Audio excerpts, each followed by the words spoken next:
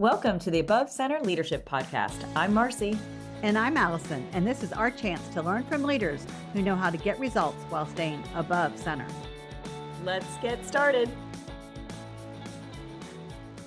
And we're back for another episode. Allison, I'm so excited today. We've got our good friend, Christine Johnson, with us. Christine, thank you for joining us. Oh, thank you for having me.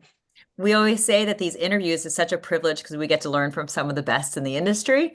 And then today is going to be so fun just because we have such a close relationship. And if there's anybody that I know is great at leadership and leading people and all that stuff, it's you, Christine. So we are glad you're here. And why don't we start the interview with just tell a little bit about your role at Baptist and how you got in this role and give a little insight to your responsibilities.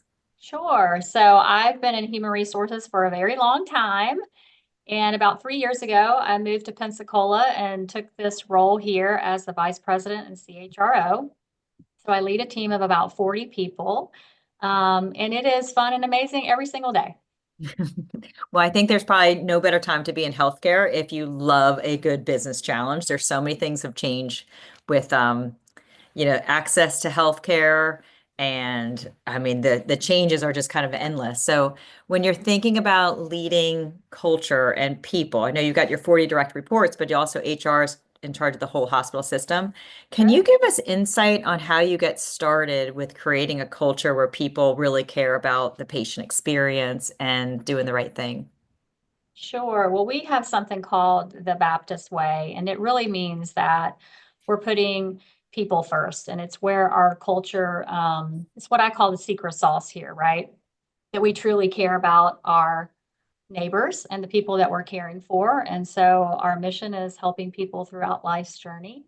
And so that can apply certainly with patients, but also applies to team members as well, right? We're meeting them where they are and helping them live out this exciting time within their life or this terrible time when they're in the hospital, so to speak. And so it really is meeting them where they are. Yeah. And I do find that it's really important that if leadership is good at the top from the hospital system, it can help people make good decisions under stress or patient care can be stressful. As a patient going to the hospital, it's scary to be there, but as the employees, it's your everyday job. So you really have to make sure your team's in a healthy mindset to lead the multiple challenges that'll be faced. What type of strategies do you personally have with like leadership as relates to making sure people are coming through the doors with their best self as often as possible? Sure. Well, I think, like you said, that,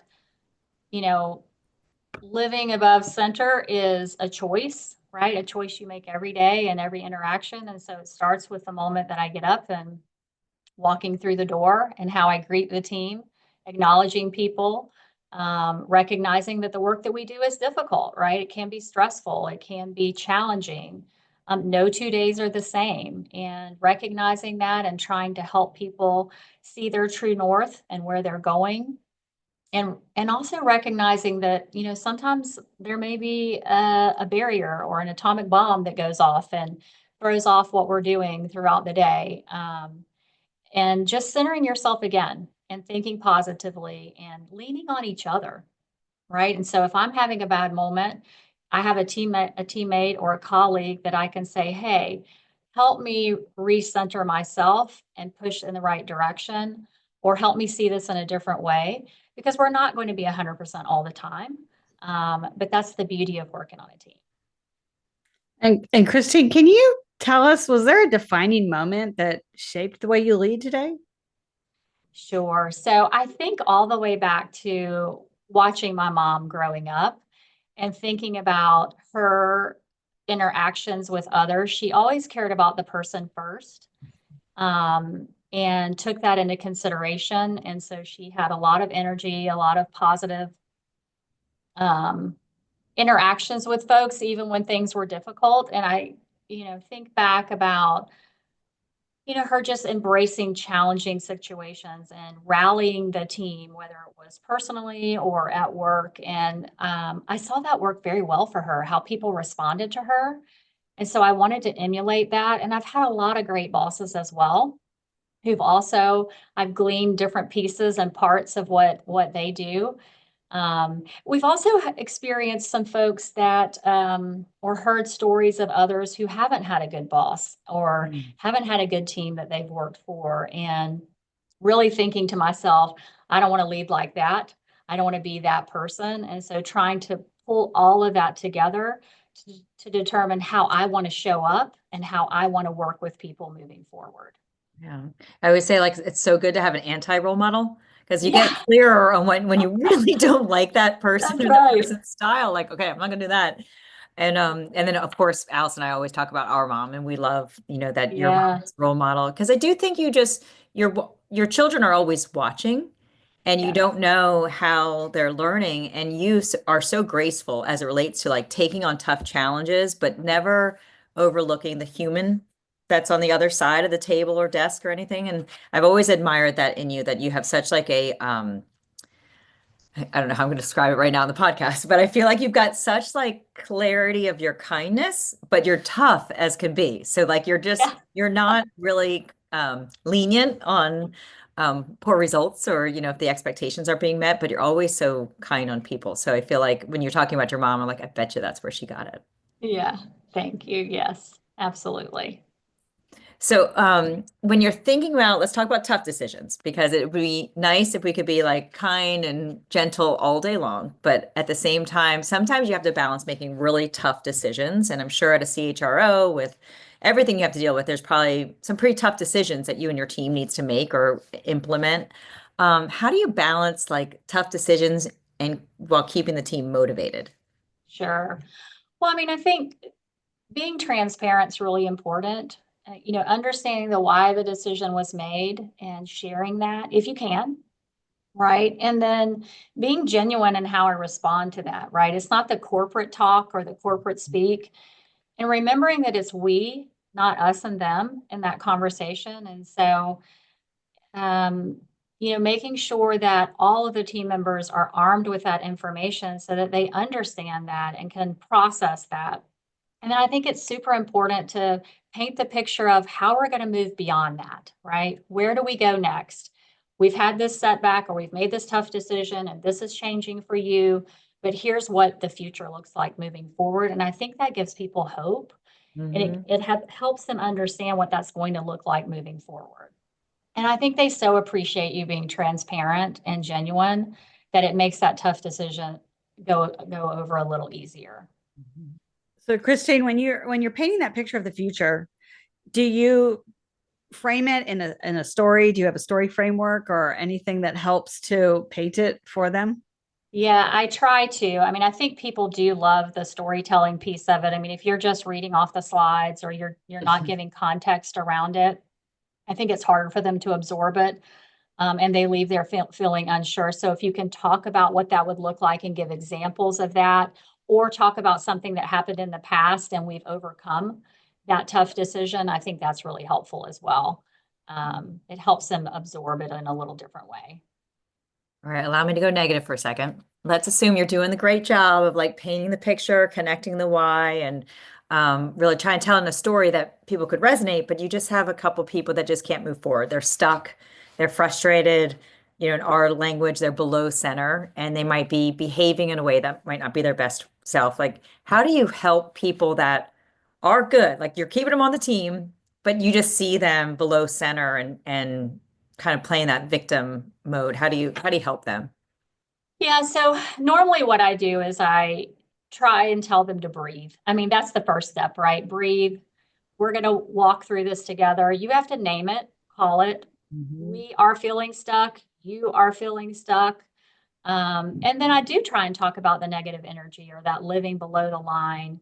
Um, that if we get sucked into that swirl Mhm. or drawn into that, or we're being an energy vampire, so to speak, then we're not only pulling ourselves down, but pull the rest of the team down. And so typically, once I do that one on one, and that breathing helps so much as well, then Mhm. people have an opportunity to kind of get it off their chest and talk it through, which then usually allows them to pull back above center Yeah.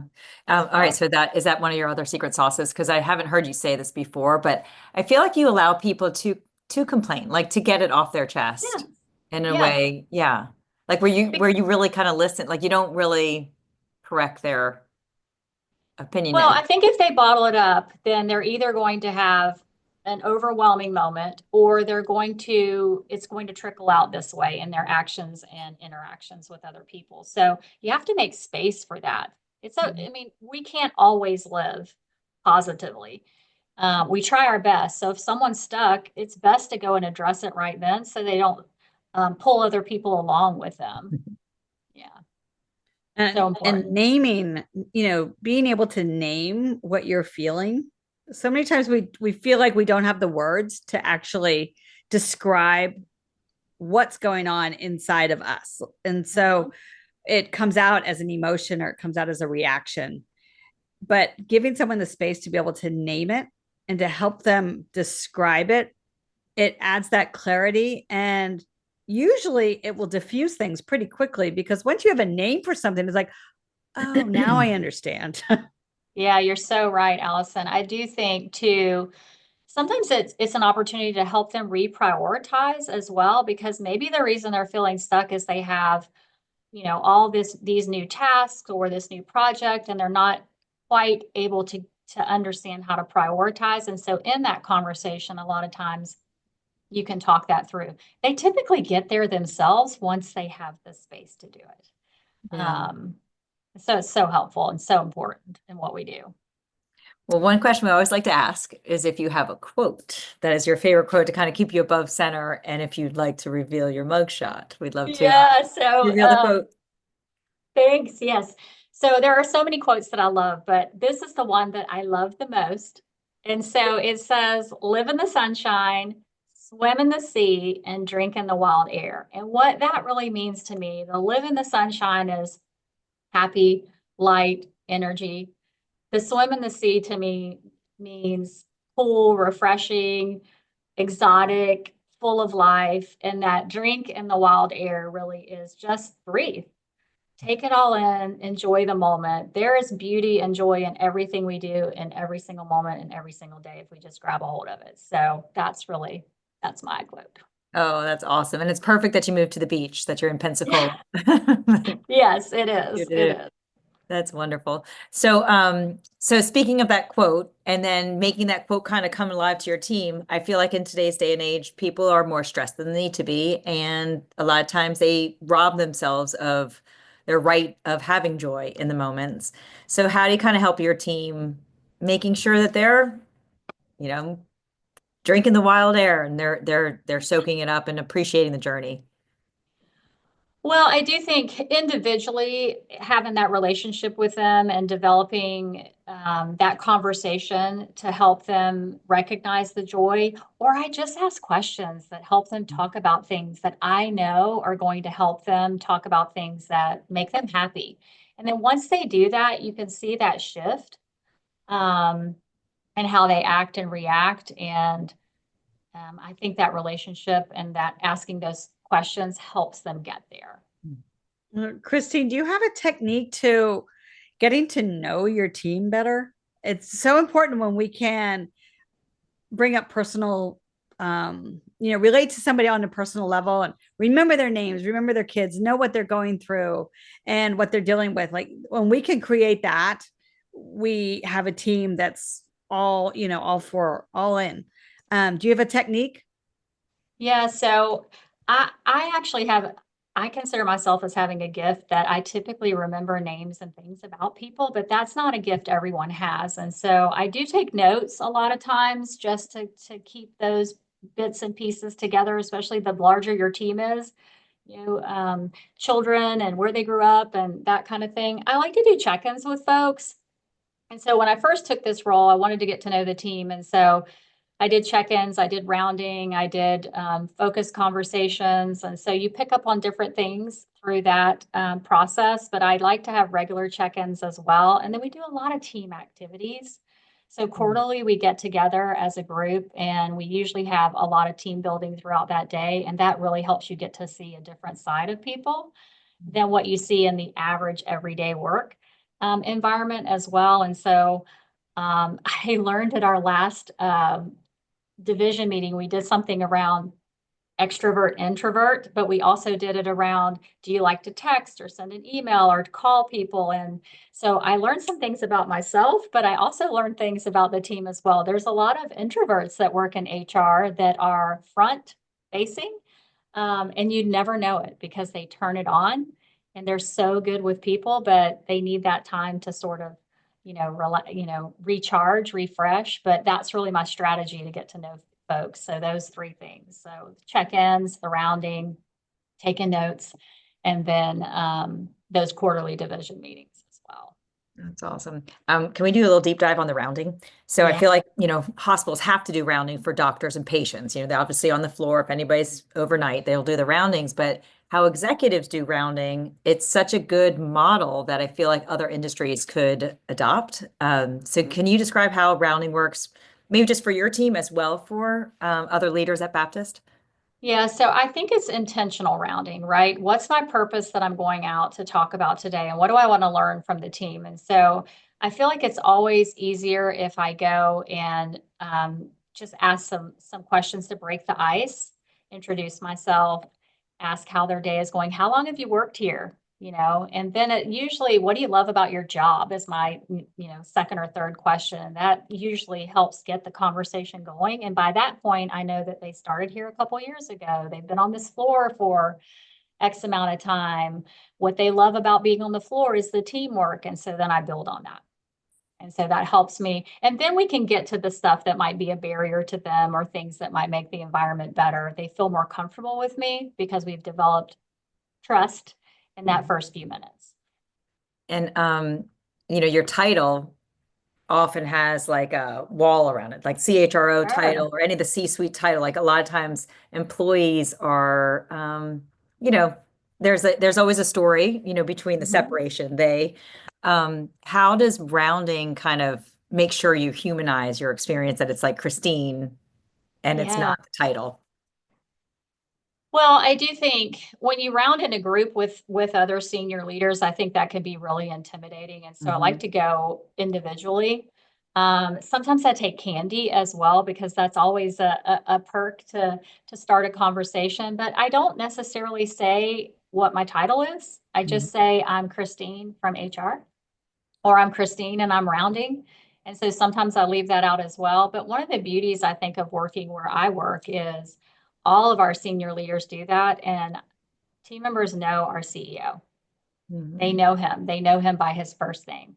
And so, and that's the same really for all of them. And so that they do enough of that that people feel comfortable in emailing them or calling them or texting them. And you know, it makes such a huge difference to know that you have that connectivity and that they're real people too.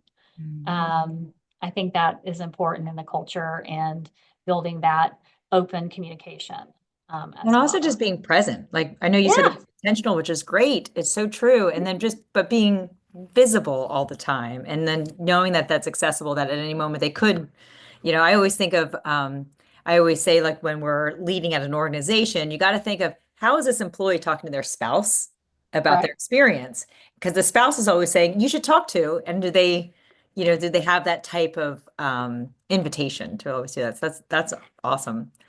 So, before we end our interview, any other advice when you think about yourself and stress we handle, all the things that we're doing, responsibilities, but how you can stay above center despite all the things that are going on in our busy worlds? Yeah, I think I go back to that focusing on the positive. I love to do reward and recognition as well. And so a lot of times that helps get you there. I mean, what are the things we have to celebrate today? Right. So if we have a failure or something that didn't go the way that we thought it would, what are the 2,000 other things that happened in the last 2 weeks that went well? And let's focus on that, right? And we're going to get better. I mean, we can't be perfect all the time. And so I think that's for me. Just take a look back in history, the last couple of weeks, what has happened and what went well, and it helps me get right back there, for sure. That's such a nice way to approach people, is to think about that, like what went well. Mhm. We focus on that negative thing, and that's the thing that takes up so much space in our head.